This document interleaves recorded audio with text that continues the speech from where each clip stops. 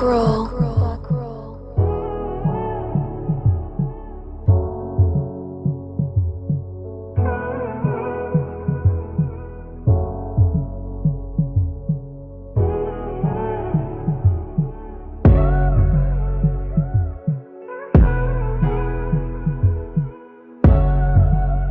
Purchase your track today.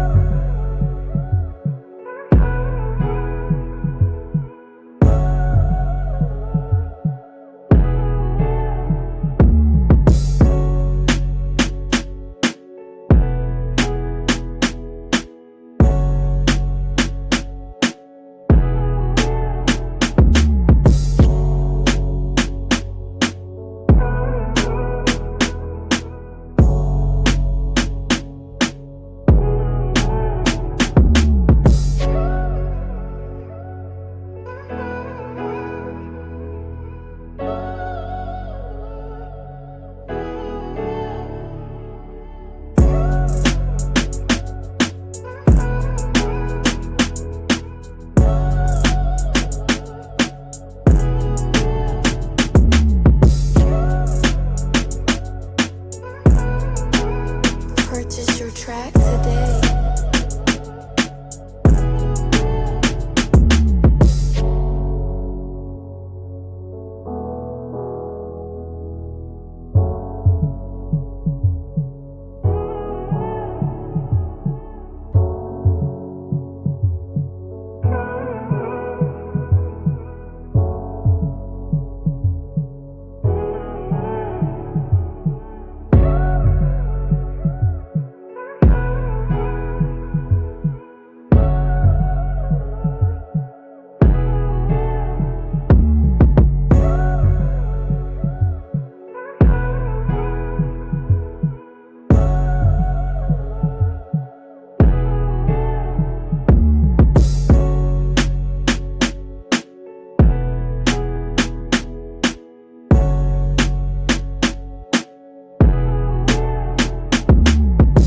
Purchase your track today.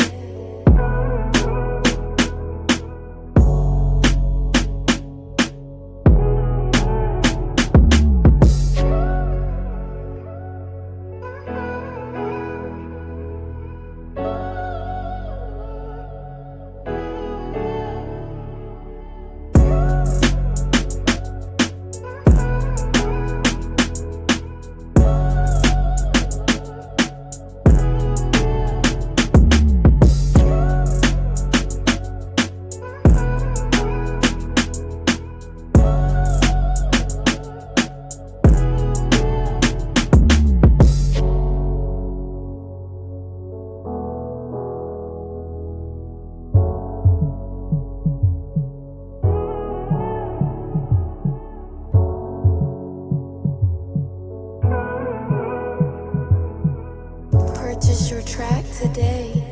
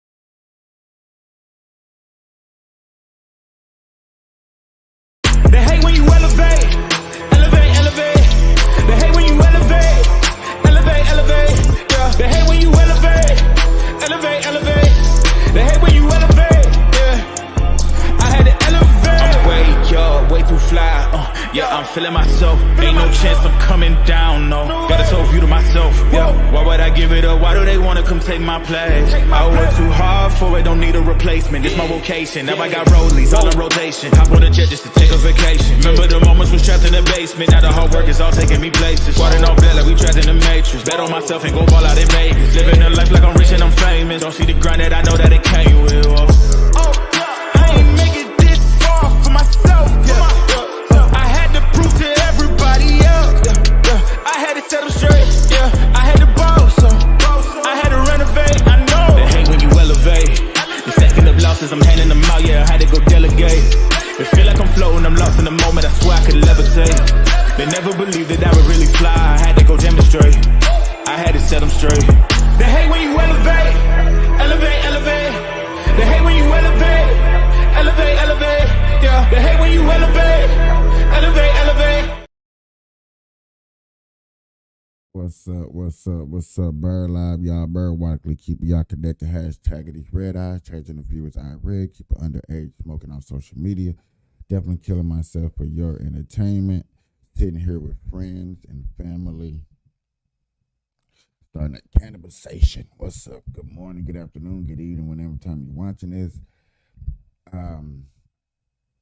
Shout out to two people I know. I was supposed to went live with them yesterday. I went to sleep. I did. I really went to sleep.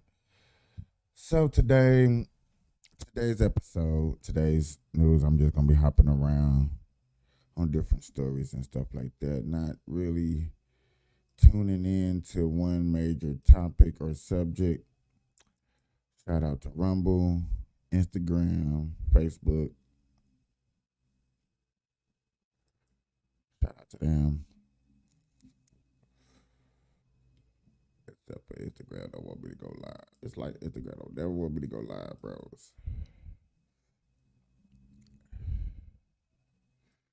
I be trying to monitor, watch over it just to make sure that it be looking right and stuff, you know?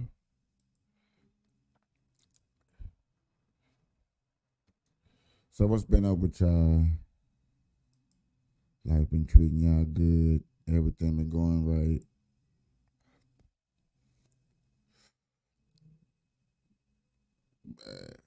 Me, I would love to say chilling. I still think I'm at the same status that I've been for the last 4 years. I haven't got better and I haven't got worse. But I feel like I'm really right at that one little status where it's just like, what the heck?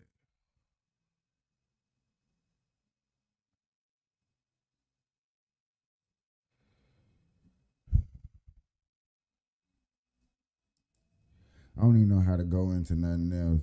I literally just woke up, took the dog outside, get some exercise, used the bathroom and stuff like that. I hopped on the internet and got this Diddy case. Diddy was arrested in New York hotels. Is justice finally finna get served? What's up, Brian? What's up, RJ? If justice finally finna get served, y'all, like is justice finally get served? If what we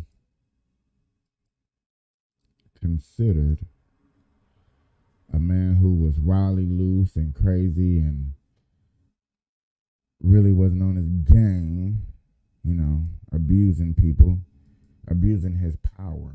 Let me say it like that. Is that better? Abusing his power. If this is true, then we're getting somewhere. But if there's no justice gonna be served or nothing like that, y'all, what the hell are we fighting for?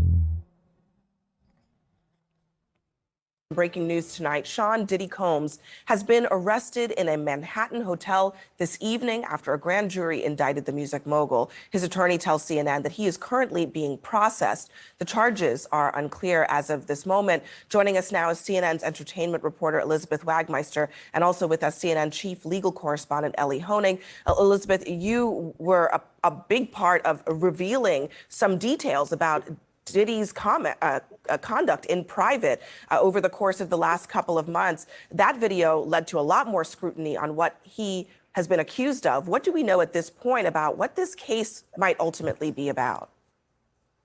Abby, at the moment, we don't know what the charges are. I have information that he was arrested tonight at a Manhattan hotel. He is currently being processed. I heard from his attorney, they are still maintaining his innocence. They said that in anticipation of these charges that Diddy relocated to New York last week. And here's a statement that I have from his attorney. He says, "We are disappointed with the decision to pursue what we believe is an unjust prosecution of Mr. Combs by the U.S. Attorney's Office." He goes on to say that he is an imperfect person, but is not criminal. Now, Abby, that video that you just spoke about was a few months ago when our team broke this disturbing video of Diddy violently assaulting his ex-girlfriend, Cassandra Ventura, better known as the singer, her stage name, Cassie. Now, up until this point, when we broke this video, Diddy had denied the allegations against him.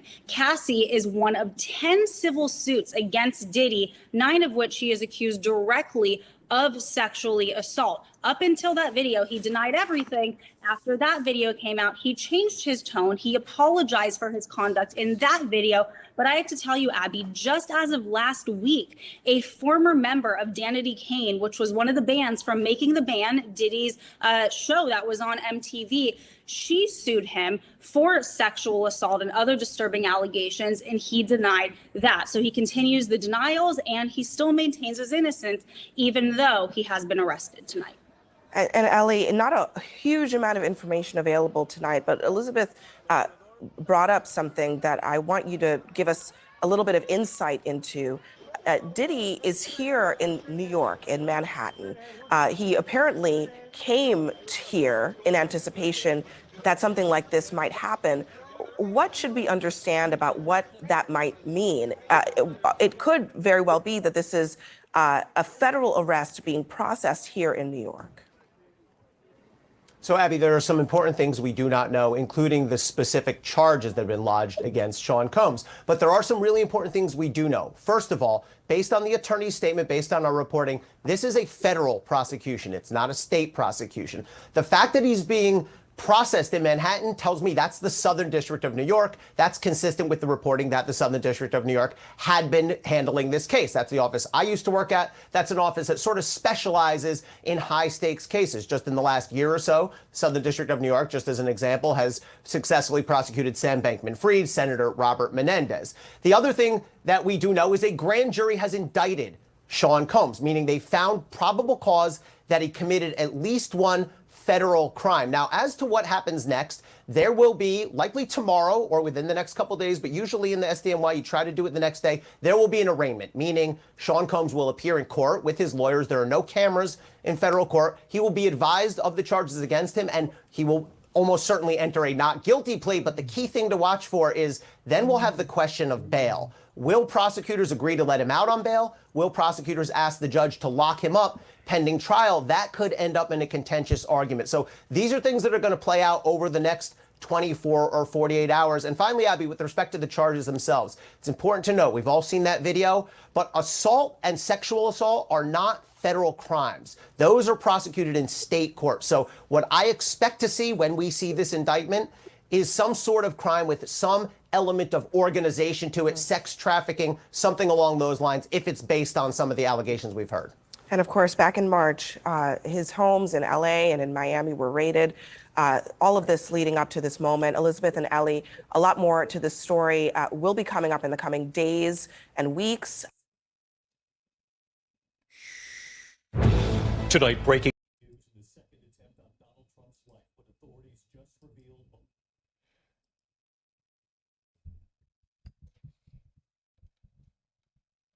So you turn yourself in because it's gonna be a misdemeanor. It's a state charge, so you expecting it to drop, get a couple of fine, maybe an ankle bracelet.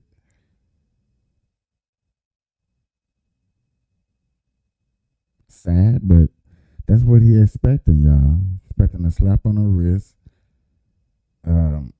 Somebody went after him for a hundred million, and all of a sudden he turned himself in. Somebody went after Diddy with a ridiculous statement, and now he wants to be turning himself in. I think I was discussing a couple of days ago about how when you looking at this, you could honestly say that them high power people that's up there doing whatever they're doing, they not just sitting up here looking. They sitting up there plotting and watching and observing and like, hey, okay, Diddy, you can do this. Okay, Diddy, you can do that.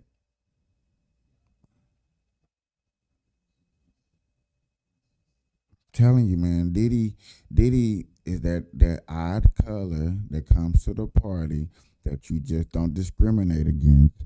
You just sitting up here and you're letting it be known that, hey, we see you. Okay, it's okay. It's all right. Stay in your little lane over there. But we see you. And that's how they treating Diddy. Diddy like, all right, man, I done forked up meals.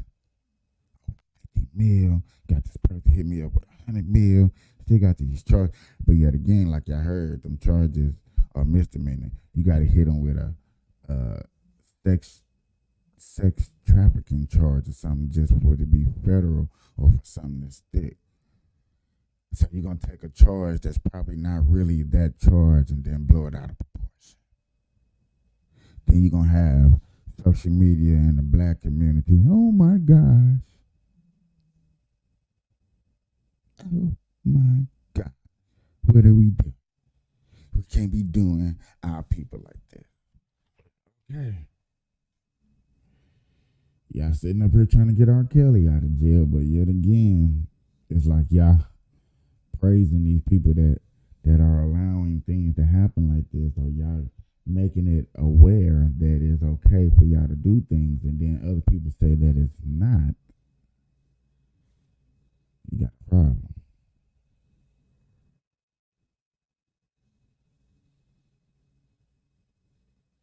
I got a problem. I don't think we should be praising and letting that stuff ride like that. We shouldn't. Just shouldn't.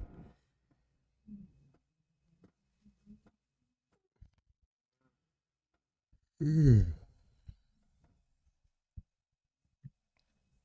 Man. I know y'all like Diddy done. Diddy could probably gonna pull a Trump move and be fighting this over and over and pushing back and this and this. You know, I got money. I got lawyers. Now, yes, I think it's gonna be sad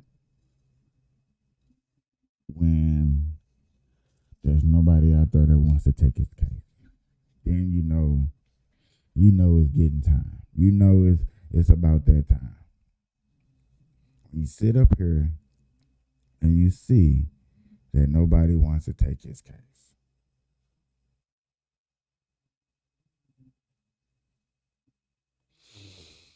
I represent the red, white, and blue of America, y'all.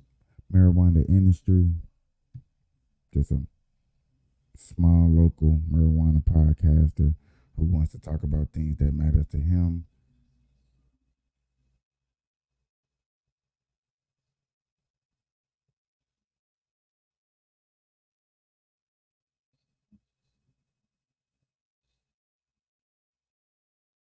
Yeah. I am definitely finna get into some marijuana news today.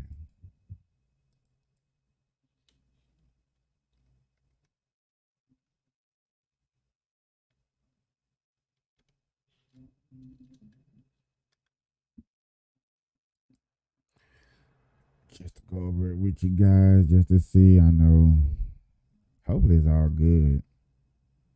Because I know when it's bad news and I got to report on it, especially if I agree with it, and I'm like, damn. And it always seemed like definitely New York is always in the news with something.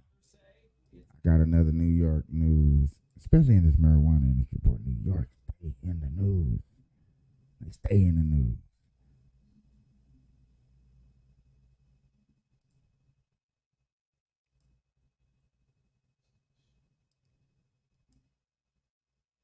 This shows you some of what's going on. There is a shuttered smoke shop, and right across the street, the new legal cannabis dispensary. Its founders say it's about time. What you see here is the end to a long, hard journey. Best friends Ramon Reyes and Vladimir Bautista have been working for this goal for a long time. You guys have been waiting so long for this. That was them on the Pix 11 Morning News 2 years ago. One of a variety of times we've covered their efforts to go through the state system and legitimately get a cannabis license. Being told that I'm a pariah, that will never be an upstanding citizen, to be able to see that through and turn that pain into power. Bautista talks about how New York has prioritized giving cannabis licenses to people who were arrested and incarcerated when cannabis was illegal in New York before 2021. These two business partners have had some 36 arrests between them and multiple times behind bars. Their records are now wiped clean and they're free to build wealth in their custom designed shop on Dyckman Street. They say there is a remaining challenge. You get these smoke shops that they're able to put a bunch of marijuana signs and neons and all this stuff where it's like, you know, people don't know the difference, right? Because that's all they see. They've got their license, which they also point out means their product is inspected and safe. Also, taxes from sales means 4% of profit goes back into this community. The city has shuttered more than 1,000 illegal shops and destroyed much of those shops' inventory. Still, some of them remain. The legal owners say at least one significant change could help them. This should be like any other thing, like alcohol that's 21 and over. As far as advertising, they say loosening state regulations for things like advertising could only help. Meanwhile, the state saying it's just trying to get more places like this, run by people from the community, open. About 200 dispensaries exist statewide. Reporting from Inwood in Upper Manhattan, I'm James Ford, Pix 11 News. Yet again, y'all are good Dispensary. news. Actually, good news. Showing that the state is trying, even though it's been hard for them to try. Where illegals open up illegal smoke shops. We got legal smoke shops doing it the right way. I don't know what's wrong with people and understanding of doing something the right way. I know it works hard and you get pushed down and you get rejected. But when you get that piece of success or going in the right direction, doing it the right way is rewarding. Doing it the wrong way and then getting your business shut down or gotta start all over from the beginning, from the epitome of the beginning. That's not cool. This podcasting thing and these shows and these different contracts with different people, this platform allows you to talk about things. This platform allows you to not talk about things. It's kind of hard.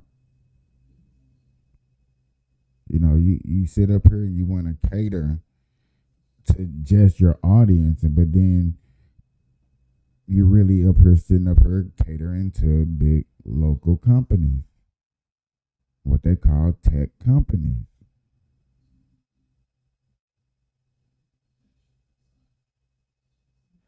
think American people, and the marijuana industry too, but American people in general are waking up to realize that, hey, big corporations, we can't be letting it happen. Small corporations got to get together. We got to start teaming up with people and do businesses. There's a lot of people that want to do podcasts, and it's people that want to get into podcast but don't have the time. So if you don't want to get into the podcast but you don't have time, go invest in somebody that has time to do podcasts.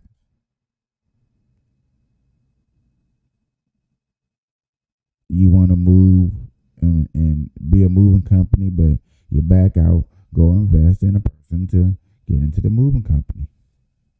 Put interest down in a truck or something. There's different things, laundromats, pinball machines. There's different ways of making money and getting down in the industry of your choice and what you choose to do.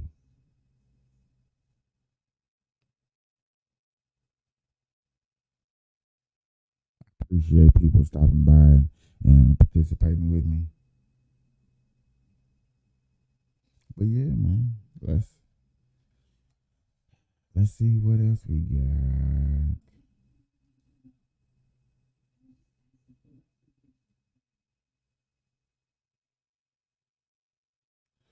Let's see what else we got.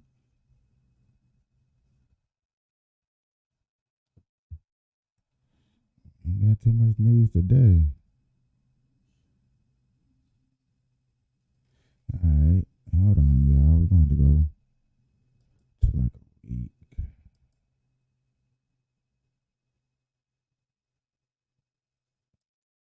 Here's something. Understand how long Ellis Chase has been living with pain. You have to go back to the 1960s when. To understand how long Ellis Chase has been living with pain, you have to go back to the 1960s when, as a teenager, he was diagnosed with arthritis and later a spinal issue, and more recently, neck problems. When you have extreme pain, on a scale of 1 to 10, how bad is it? I would say in the last few years, it would go as high as an 8. Numbing you up in 3, 2, 1. Epidurals, like the one he's getting here from his doctor, Hooman Danish, help alleviate the agony. But Ellis never imagined his doctor would recommend something that, like his pain, harkens back to life in the 60s. Then one day, Dr. Danish said, "Have you thought about medical marijuana?" I said, "Does it get me high? Can I be in 1968 again, please?" He's not smoking it like he did in his younger years. Instead, 77-year-old Ellis is taking a capsule like all his other meds. He doesn't get high, but he does get sleep. I have more energy. I can work out more. I'm still working. I just have way more energy at times of day that I didn't used to have energy. Ellis is far from alone. In 2007, just 0.04% of seniors used marijuana. By 2022, that number skyrocketed to 8%. That's a 20,000% increase. Better, yeah. Still not where it wants to be. Dr. Danish is director of integrative pain management at New York's Mount Sinai Hospital. Sure. I think older patients have an interesting situation. Tylenol may not work. Opioids have an epidemic risk associated with it. Anti-inflammatories can damage their kidneys, and that increases your risk of a heart attack and a stroke. And so they're left wondering, what can I do to help me with my pain? And so they are turning more and more to medical marijuana. He does have concerns. For starters, because of the federal ban on marijuana, doctors just don't have enough research. And he says the research that is out there is all over the map. One recent study found that cannabis-related disorders like overuse and addiction have increased among older adults. We have to be careful is that we don't want to replace an opioid epidemic with a marijuana epidemic. When people are inquiring about this, your advice is? My advice is view medical marijuana like you would view any sort of alcoholic substance. With medical marijuana now legal in 38 states, plus Washington, D.C., popularity is surging at dispensaries like Etain. Right now, 20% of our patient base is the senior population, which to me is an astronomical number. Here, pharmacists work with older patients like Ellis And you take the capsules right now. Yes. to figure out how they want to take cannabis. Vaping, edibles, tinctures, capsules, or another way. They must also find the right ratio of THC, which creates the high, and CBD, which also helps with pain and anxiety. I just want to emphasize that it's not one size fits all. It's really about trial and error, trying to figure it out as you go. For Ellis, a 50-50 mix of THC and CBD right before bed seems to blunt the pain. If your younger self knew that you'd be using it again as a senior, I would have laughed. I just would have cracked up. I would have said, for medicine? Of course, anyone considering this should work with a doctor so you can talk about the risks and the benefits. You need to know about drug interactions with your medications and how cannabis might affect your cognition or your balance. He says he doesn't get high at all, which he was a little disappointed, but now he's over it. But we have to keep in mind, like, recreational marijuana is legal in a lot of states, so you don't need a prescription. Yeah. If you're using it for medical reasons, you really do need to work with your doctor. He said it gave him more energy because the pain kept him from sleeping. Now he sleeps better. He only More takes it rested. before night. He's better rested, and therefore it has more energy. But you know what? Good for him. He's buying his weed from women. Yeah, exactly. That's a female-owned, That's very cool. Yeah. female-owned dispensary. That's there. right. Yes. Good Okay. yourself. Thank you. Thank you. Thank you, Joe. Hey, thanks for. Better sleeps calls for a better day. Better sleep calls for a better day. Wake up, rest easy. Rest better medicine. There's nothing wrong with that. Man, we see what alcohol has done, and we see the decrease in alcohol sales, especially after alcohol sales went woke. And then we sit up here and we look at marijuana sales. We look at the good. We also see the bad with it, because we look at the bad and be like, man, the bad is just more overwhelming. It's more presentable. It's more put out there than the good, for as what we see when we're looking up information.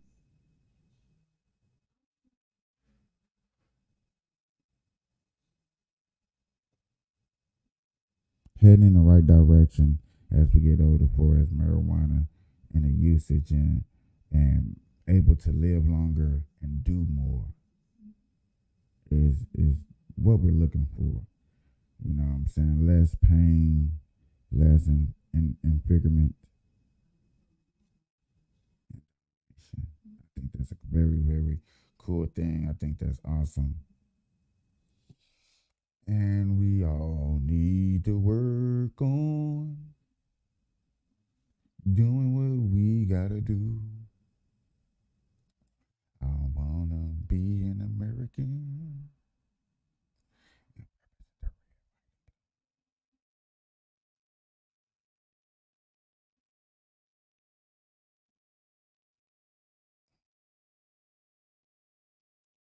Got another one. In Pinion Hill, San Bernardino County Sheriff's deputies said that they were conducting security patrols in an evacuated area last night when they noticed a Chevy Suburban towing a trailer with no taillights and flat tires. During a traffic stop, they smelled a strong cannabis odor, leading to the discovery of 500 marijuana plants inside the trailer. After a search warrant, investigators also found 700 more plants and about 1,300 pounds of processed marijuana. They estimate the street value at around $1.5 million. Deputies arrested a man from Pinion Hills and another person from Arizona. Hello, I'm Mark Brown. Get more great ABC7 content by clicking the subscribe button for our YouTube. You see, bad stories real short, no details. I try to tell us what was really going on. Showed us.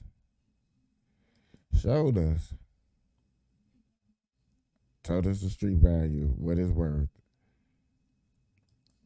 what was growing. They was doing their thug thing. But don't you think everybody who loves marijuana, who's trying to make a buck, who's trying to make a dollar, is going to think about doing this at some point in time? At some point in time, you got to think this is it.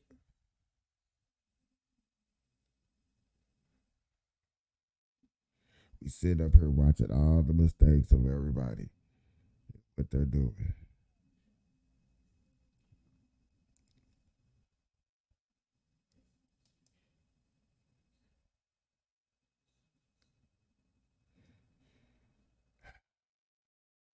Let's get into this.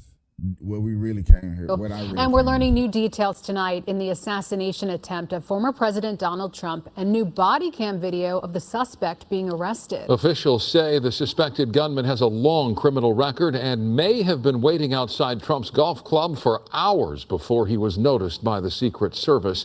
Body cam video shows the moment 58-year-old Ryan Wesley Routh was taken into custody. He tried to escape after Secret Service agents spotted the muzzle of his rifle through a chain link fence about 300 yards from where former President Trump was playing golf. Sandra Mitchell is here now with the latest on the investigation. Sandy. And Micah, for the first time tonight, we are now hearing the former president speaking out about this second assassination attempt, saying that he heard gunshots as the suspect appears in court to face federal charges.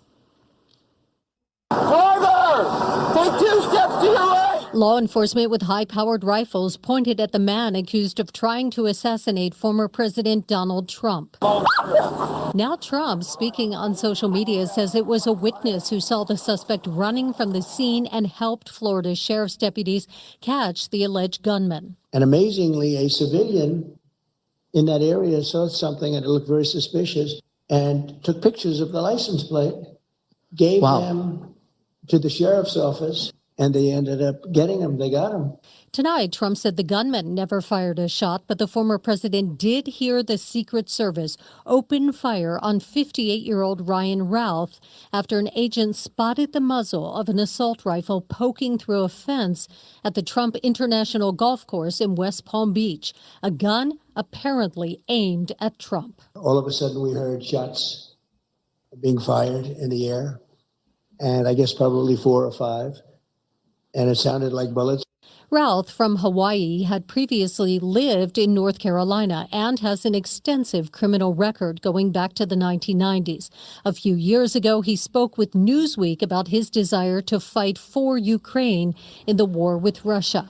This is definitely evil against good. A retired Greensboro, North Carolina police officer said he had more than 100 interactions with Routh. I was dumbfounded and just left speechless, that somebody had escalated into, from one being somebody doing petty crimes, into someone that wanted to take out the president. Routh now is charged with possession of a firearm as a convicted felon and possession of a firearm with an obliterated serial number. President Biden today commenting on the now second assassination attempt on Trump. One thing I want to make clear, the service needs more help, and I think the Congress should respond to their needs.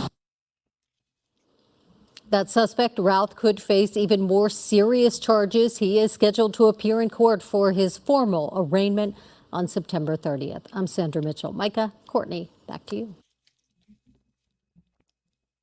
This is West Palm Beach, Florida, home to the prestigious Trump International Golf Club, nestled just minutes away from the white sand beaches of the Atlantic Ocean. This exclusive private club offers its members world-class amenities, including 27 holes of championship golf. Now let's examine the positions of Mr. Donald Trump and the shooter. Currently, Mr. Trump is positioned at the 5th hole, while the shooter was reportedly waiting behind the chain-link fences in close proximity. Based on the analysis, Trump was approximately 300 to 500 yards away from the gunman at the time, which is approximately 200 to 457 meters. While the Secret Service sniper's agent were just close and around the 5th hole of the golf course along these tree line. This visual representation provides a clearer understanding of the layout and the critical distance between the two individuals during the incident. Now that we've understand the gunman's position, we can piece together his actions. He arrived in a black Nissan SUV and parked somewhere in the vicinity, likely choosing a discreet location to avoid drawing attention. After extensive scouting, he began searching for the ideal vantage point, carefully timing his movements. His aim was to strike at the precise moment when Mr. Trump would reach the 5th hole of the golf course. In this animation, we observe Mr. Trump traveling in a reinforced golf cart, unaware of the imminent danger. Little did he know the gunman had him in his sights, waiting for the perfect opportunity to strike. The assailant was armed with an AK-47 fitted with a scope to improve his accuracy. As the president stepped out of the golf cart and prepared to take his shot, a Secret Service agent noticed something suspicious. The suspect had inserted the barrel of his rifle through a gap in the chain-link fence on the outskirts of Trump International Golf Course. This took place at approximately 1:28 or 1:29 p.m. The moment the rifle barrel emerged through the chain fence, the Secret Service acted swiftly. Shots were fired at around 1:30 p.m., neutralizing the threat before the gunman could execute his plan. The suspect, identified as Ryan Wesley Routh, 58, intended to create shock and awe, capturing the entire incident on his GoPro camera. His objective was to sow division among the American people and potentially incite a civil war. Upon inspecting the sniper's location, investigators discovered 2 bags and a ceramic tile, items that may have been part of his setup or escape plan. As soon as the Secret Service agent fired at the suspect, he fled the scene. The suspect likely escaped using the same black Nissan SUV he arrived in, leaving behind the weapon and other items in his haste. It is believed that he fled via Kentucky Street in West Palm Beach, managing to evade immediate capture. He drove for approximately 30 minutes, attempting to distance himself from the scene. Eventually, law enforcement tracked him down on Highway I-95, where he was arrested and taken into custody without further incident. The swift coordination between agencies ensured that the suspect could not get far before being apprehended. Using the July assassination attempt as a case study, let's examine how they work. As stated, the Secret Service has a detail of around 20 to 30 agents for ex-presidents like Donald Trump, but this number can fluctuate depending on the situation. Closest to the principal, in this case Trump, are teams of around 5 to 7 highly trained Secret Service agents. In the 100-foot radius, that is the middle perimeter, there's usually a mix of Secret Service and local law enforcement. An armored SUV or limousine is also on standby within this middle perimeter, covering portions of the motorcade and any pre-event screening. In the outer perimeter, security largely falls to local law enforcement officers. In Butler, the building the shooter climbed was technically outside of the rally venue, and the Secret Service didn't sweep it. It fell through the cracks, which still falls to the Secret Service because it means nobody checked to ensure the plan was implemented correctly. But before we move ahead, let's map out the basic positions of all the parties involved. First, we have the former president's podium, and just beside him are 3 bleachers where...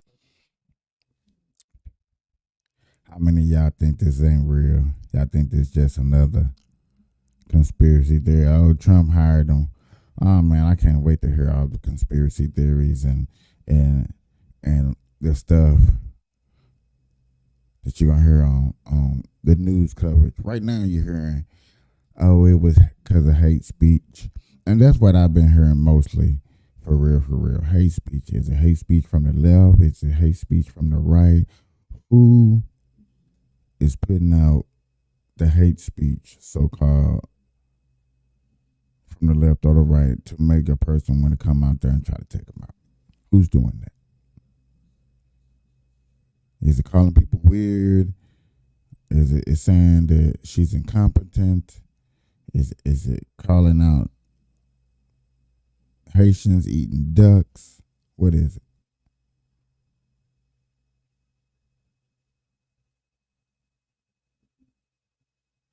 Chris Cuomo calls Donald Trump. Of course he would.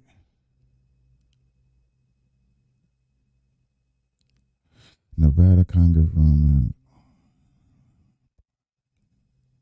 Hold on. What is this? The man accused of trying to assassinate former President Donald Trump yesterday in West Palm Beach, due in court next week for a bond hearing. For now, 58-year-old Ryan Routh is facing 2 federal firearms charges as the FBI digs into who he is and his motivation. Steve Wolford joins us from over at the live desk now with the latest out of South Florida. Well, that's right. Ryan Routh was arrested by sheriff's deputies in Martin County.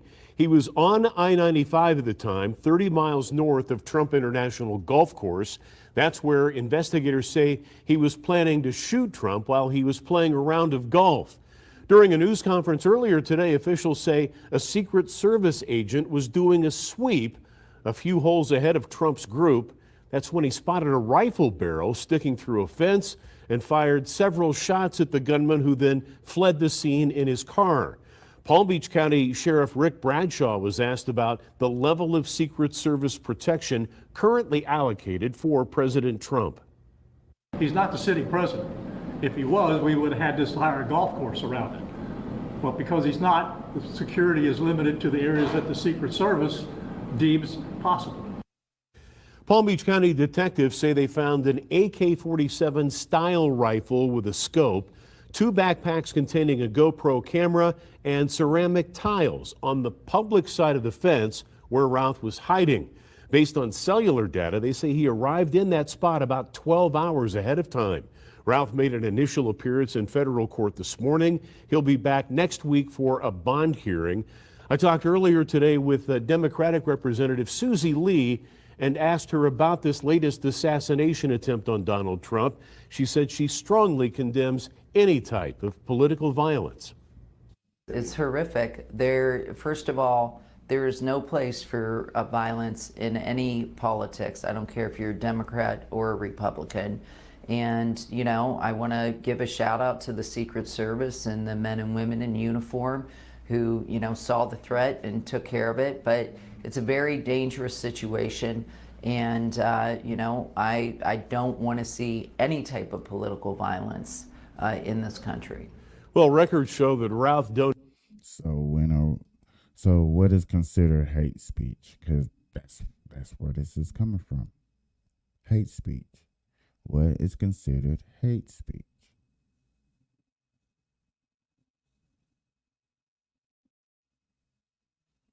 What are we looking at for as the safety of the former sitting president of the United States of America? Is there such a thing? Are we really going to sit up here and blame how he talked? Are we going to blame how Kamala talked? Is there any such thing of conversation of deliverance that anybody going to take blame? Just curious.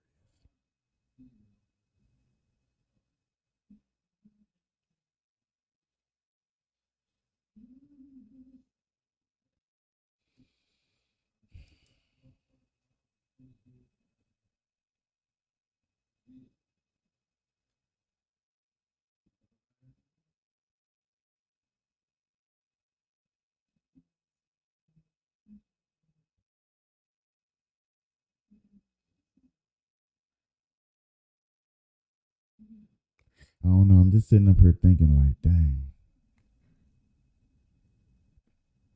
I wanted to win that bad that I'll tell somebody, hey, the first attempt was good, but everybody brushed it under the rug. I need another one. Is it that deep?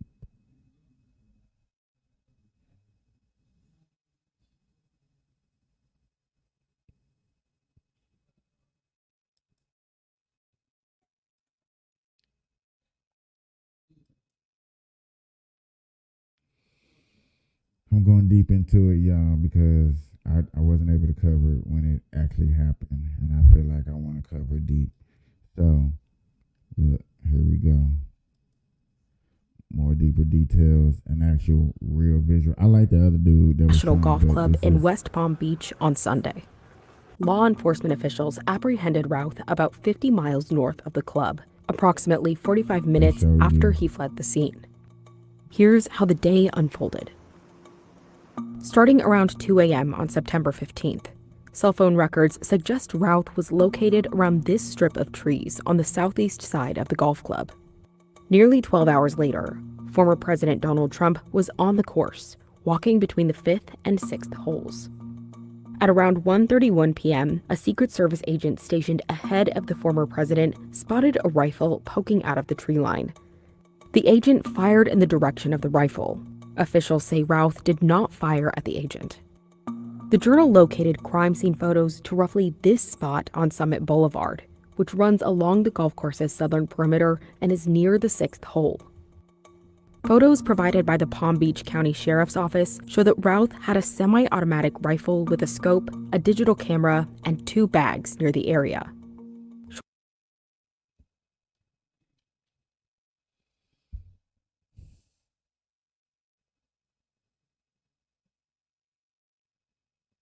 So, do y'all want to see what's on the GoPro? Does that really matter? I'm just curious. Does that matter to y'all what's on the GoPro? And how long he was set up, the conversations that he probably had with himself, looking at his internet records and stuff like that, which you know they already did. That's why they got the motive that they got from him.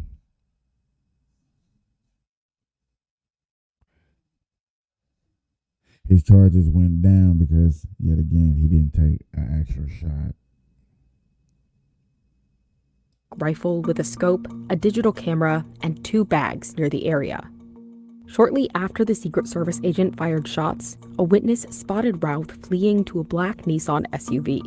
Cell phone records show he left the area by around 1:31 p.m. The Martin County Sheriff told Fox News that police caught the car shortly after a be on the lookout alert went out. Within a few minutes of that bolo, my crew was on top of that car and conducted the felony stop. At 2:14, nearly 45 minutes after he fled, police stopped Routh here on Interstate 95. They got 30 vehicles blocking the highway, it's more than that. Routh was charged Monday with possessing a firearm despite being a felon, and having a firearm with a wiped-out serial number.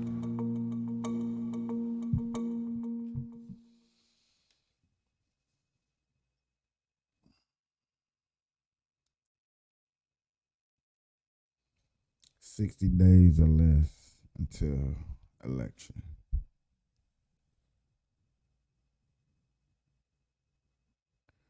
"60 days or less before the election."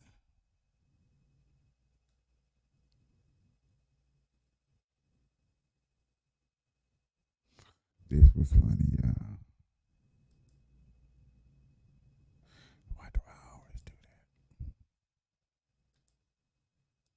Now it's time for Lefties Losing It. Let's start, Lefties, with a little frivolity before we get into the serious stuff, the vile, reckless rhetoric of the increasingly radical left that has incited yet another assassination attempt against President Trump. And I regret to inform you that the real Kamala is back, and I have the videos to prove it. But let's start with this lefty dude losing it and threatening a young man who he says insulted him. Was there a misgendering? Get the f*** out of my face now! Ooh, that was very rude of you. Get the f*** out of my face! Do you want to go to jail, sir, ma'am? I don't really know what to call you. You're done, man. I'm done. Get the police, you just insulted me. Ooh, that escalated quickly, and the anger levels did not diminish with this lefty losing it. Here comes the threats. And I could tell the police to get you. I'm vegan, so don't say that. Listen. Told me, He-Man, you really get the out of my way right now. Okay, yeah, we'll do that. You do not have a release. I will sue you. You're gonna sue him? Don't sue him, man, because we're trying to just. I don't have a. You do not have a release. If you post this, I will destroy you. I will destroy you. Destroy you? Geez, that seems unnecessary, but there is a happy ending to this interaction. Watch as the lefty losing it considers taking off his shirt for a punch-on before reconsidering, and then the surprise ending. I will destroy you. Keep going on. I got my crew with me now. I got my crew. Yeah! Yeah! What's up? Woo! Who won? Who's next? Ah, kids these days. And talking about kids, look at how this little tyke goes from happy to horrified when he spots a furry. Can't blame him.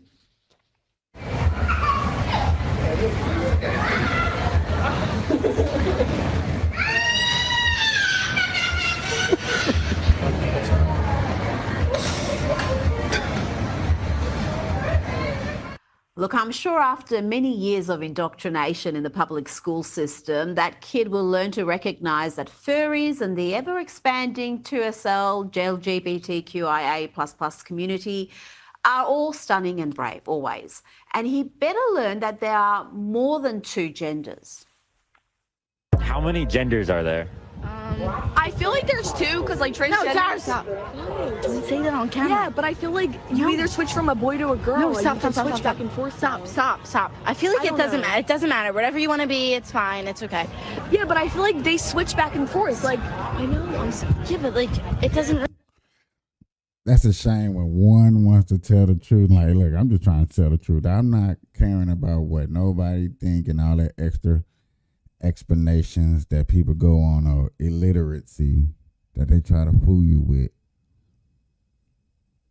These are kids.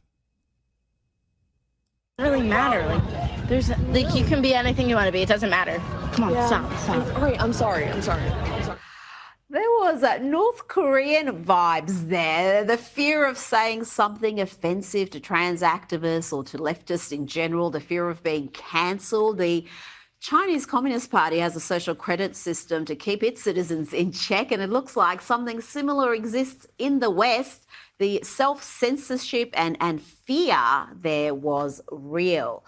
Now to the ladies of The View, and here Joy Behar indulges in more crazy, reckless rhetoric, claiming that Donald Trump is such a threat that every artist must back Kamala to save the Republic.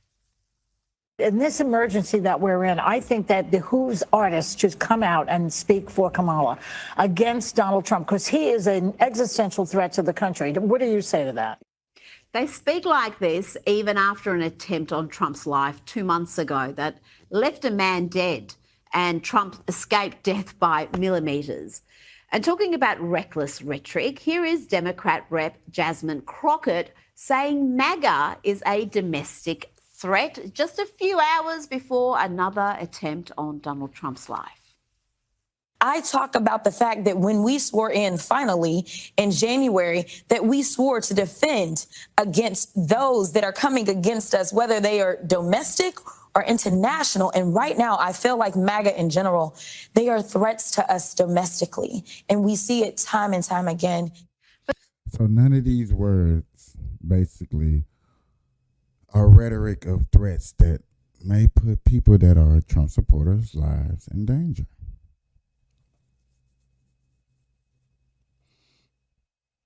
Freedom of speech, but it's okay until somebody get hurt. Freedom of speech. But don't worry, it's not like the media will hold any of these people accountable. Kamala Harris wasn't even asked about her and the Democrats' inflammatory rhetoric in the lead up to the assassination attempt during that debate. Here's just a small sample of prominent Democrats, actors, singers, politicians, news anchors, inciting violence against Trump and Republicans in general. I thought he should have punched him in the face. I said, even if you lost, he insulted your wife. Yes. He came down the escalator and called Mexicans rapists and murderers. He said, well, what do you think I should have done? I said, I think you should have punched him in the face and then gotten out of the race. You would have been a hero. I'd like to punch him in the face. I said if we were in high school, I'd take him behind the gym and beat the hell out of him. Punch some people in the face. When was the last time an actor assassinated a president? They're still going to have to go out and put a bullet in Donald Trump, and that's a fact. Ladies and gentlemen, none of this incites riots or violence towards a president or anybody, right? None of this incites violence. This just for entertainment purposes only. When you see this.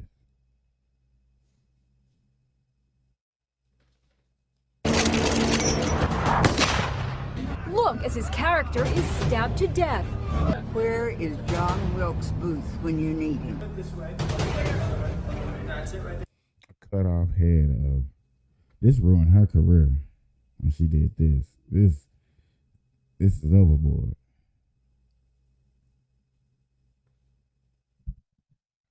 It's like everybody that was rich, like, damn, Trump did everything I wanted to do before I did it, and he did it better, and he making it to where he just look cool doing it. So we gotta hate on him. Like, never would have thought in a million years a person would be getting hated on so hard in America, and they not black. I have thought an awful lot about blowing up the White House. A Missouri state senator is under investigation by the Secret Service after saying she hopes President Trump is assassinated. I will go and take Trump out tonight. And if you see anybody from that cabinet in a restaurant, in a department store, at a gasoline station, you get out and you create a crowd. And you push back on them. And you tell them they're not welcome anymore, anywhere. And the lies and incitement has never stopped, not even after that first assassination attempt, not even after today's developments. Indeed, MSNBC decided that it is Trump and his camp who need to tone down the violent rhetoric. We do not know, again, the source of any gunshot or gunshots. We don't know who's responsible for this. The whole thing has yet to be 100% confirmed from start to finish how this all played out. But do you expect to hear anything from the Trump campaign about toning down the rhetoric, toning down the violence, or would that be atypical of the former president? Unbelievable. I've said it before and I'll say it again. You don't hate the leftist media enough. You think you do, but you don't. And here is Lester Holt on NBC blaming Trump, not the crazy leftists trying to kill him. Today's apparent assassination attempt comes amid increasingly fierce rhetoric on the campaign trail itself. Mr. Trump, his running mate J.D. Vance continue to make baseless claims about Haitian immigrants in Ohio. Disgraceful, deplorable, but predictable. And talking about baseless lies, here is Kamala at the so-called debate, which was really a 3 versus 1 setup. Remember her repeating that dangerous Charlottesville lie? Let's remember Charlottesville, where there was a mob of people carrying tiki torches, spewing anti-Semitic hate. And what did the president then at the time say? There were fine people on each side. That ugly, dangerous, divisive lie has been debunked again and again, even by left-wing sites like Snopes. I first debunked it 7 years ago. But here's the proof one more time. This is what Trump actually said about the white supremacists.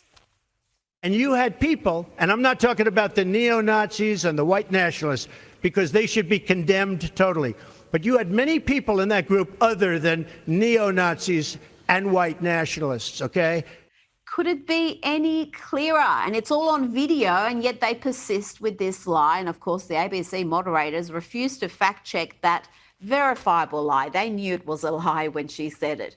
And while we're on the Veep, the real Kamala is back, the weirdly laughing, incoherent vice president with the multiple accents. Here's another one. Hello to all my divine nine brothers and sisters and my sorors.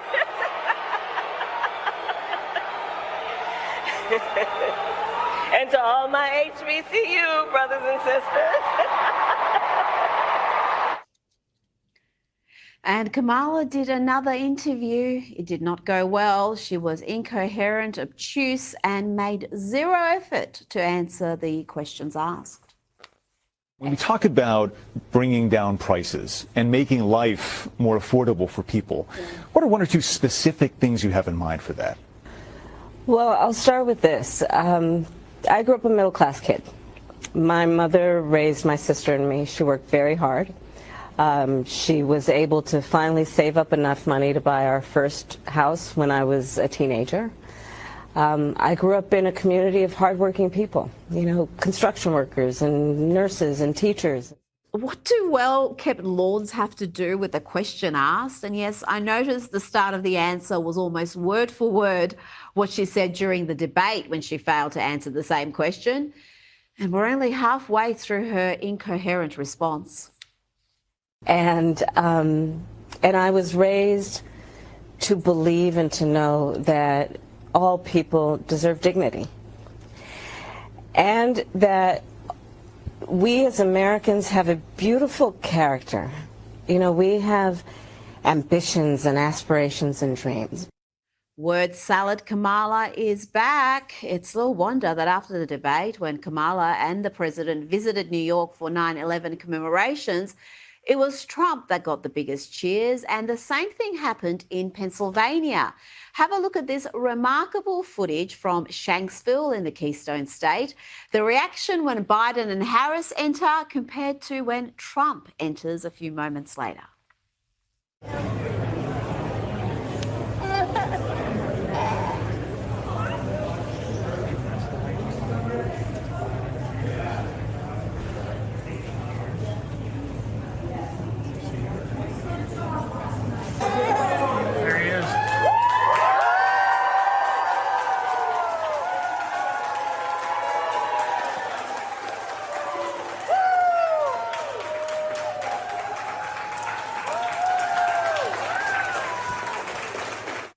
No wonder President Biden was donning a Trump hat. And no, this image isn't AI, it's a real image. Here's how it happened. Come on. I ain't going that far. Yeah. That's do a selfie. There you go.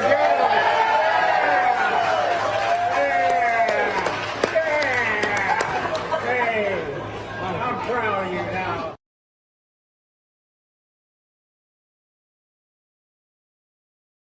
Waters prime time tonight. Now it's time for Lefties Losing It. Let's start Lefties with a here's how it happened. Come on. I ain't going that far. Yeah. That's do a selfie. There you go.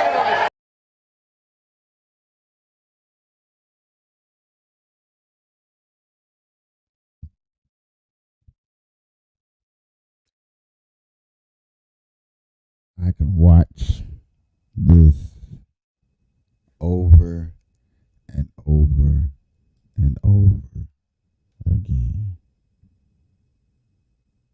I watch it over and over again to know that the person that I chose, I picked, I voted for, I sat on these shows and got ridiculed about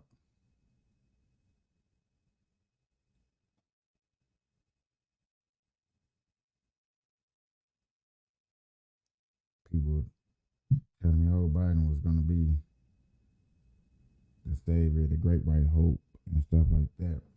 Didn't come nowhere near it.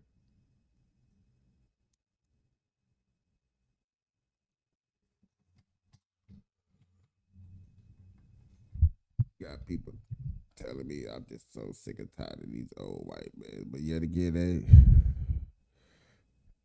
2028.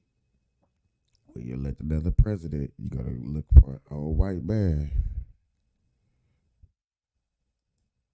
And I'm gonna have to be on her being honest, like, hey, the person that I chose probably didn't win.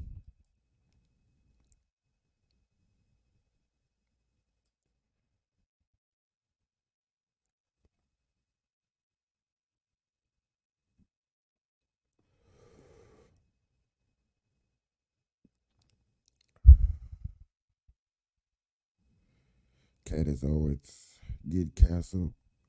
Having a debate with the rabbis of Jewish people, and then going on air and having a video with Kanye West, which you would never see unless you go to Rumble or probably X. Or those platforms that haven't canceled her. But YouTube, which she's probably making decent money with, promotional money with, when you get into that agreement with them, you have to watch out what you say and do.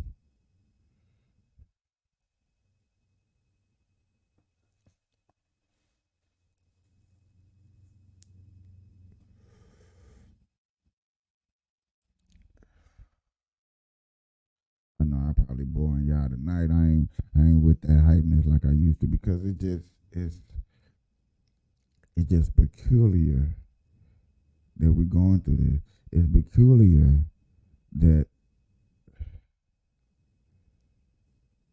I'm a Trump supporter, but yet again, even I'm starting to think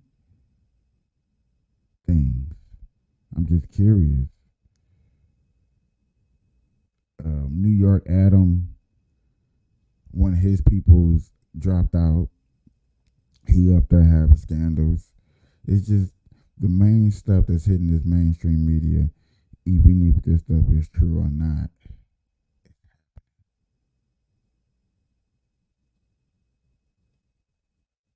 Diddy getting locked up finally.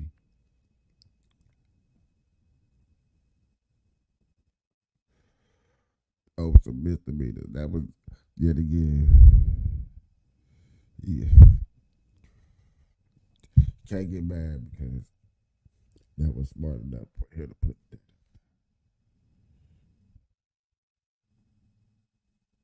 Can't get mad.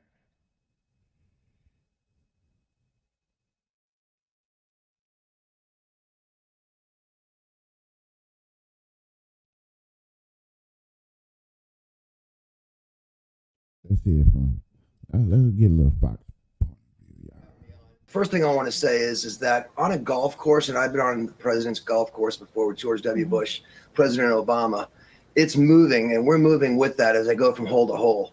It's very important to expand your perimeter to know that when the president is on that hole, you have to be able to defend yourself against any attack from 360 around you, and that was not done.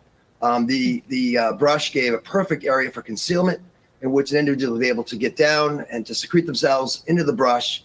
If it wasn't for him putting his rifle and the muzzle of his rifle out the fence, it would not have been detected, and that could have been a bad day for all of us. Yeah, Frank, I want to stay with you for a moment because I think back to Butler, and, you know, obviously we're not trained like you are to understand what you need to look at.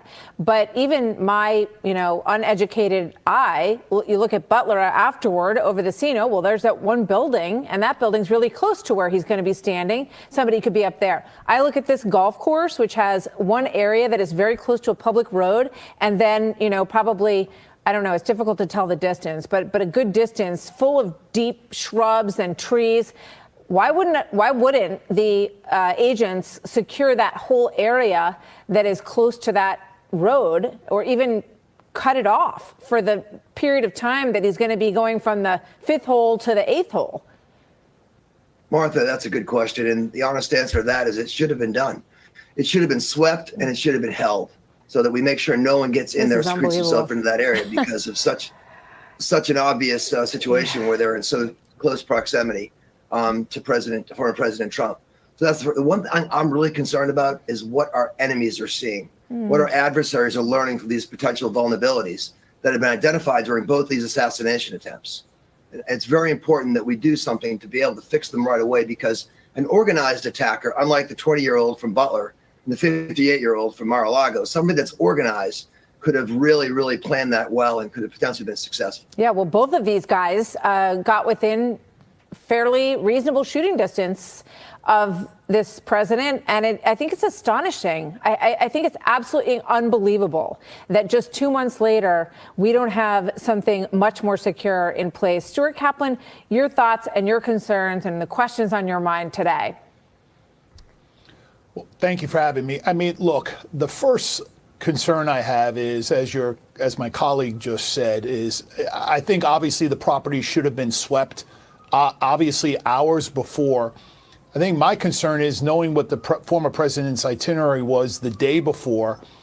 Is there a potential breach in his inner circle, or is there something more sinister? Because the fact that this individual knew that, and anybody who's down in South Florida this past week was very hot. There was a heat advisory, and normally the former president plays first thing in the morning, and so you have to wonder, was there a breach? Is there a breach? Do we need to be looking at his inner circle? That's first and foremost. I think it's inexcusable that the property was not swept. But with that being said, I think we should underscore that the United States Secret Service, which generally operates at the highest level, was able to identify and neutralize this threat, to the extent also that this individual was now apprehended. And so I want to not take away and applaud them, because they want to be able to keep safe any person that they protect, and I applaud them. Obviously, we need to reconsider maybe whether or not Donald J. Trump should be playing golf during this period of time when he's running for president of the United States. Do we need to curtail his outdoor activities? Well, good luck with that. Good luck with that. I don't think that's likely. I appreciate what you're saying, and obviously we're all grateful to this Secret Service individual who saw that rifle in the fence. I just wish that we had a system that had swept that area, as you both point out. Prior to that, he was there for 12 hours, this individual, just off of that part of the green. And it is absolutely inexcusable that this is the situation we're in with a former president, a current candidate, and someone who was just shot at 2 months ago. So I think we all can agree we need to do better, or have more people. And I'd love to hear President Biden say, this will never happen again. We're not going to do this. We've got to give him the absolute top level of security that the president has as well. So we'll see if we get there. Frank Loveridge, thank you very much. Stuart Kaplan, thank you both for your expertise. It's wonderful to have you here today. Hope we don't have this conversation again in a few weeks. Hey, Sean Hannity here. Hey, click here to subscribe to Fox News YouTube page. Crazy.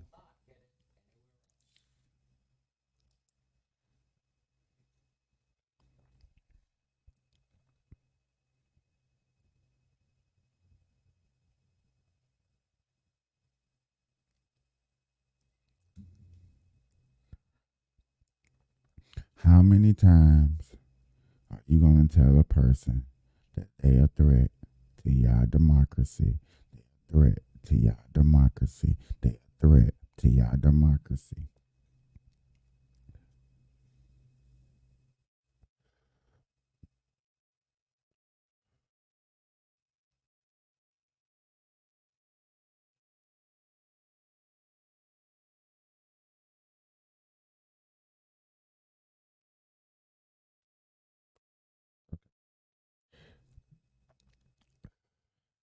They're not a threat to y'all democracy.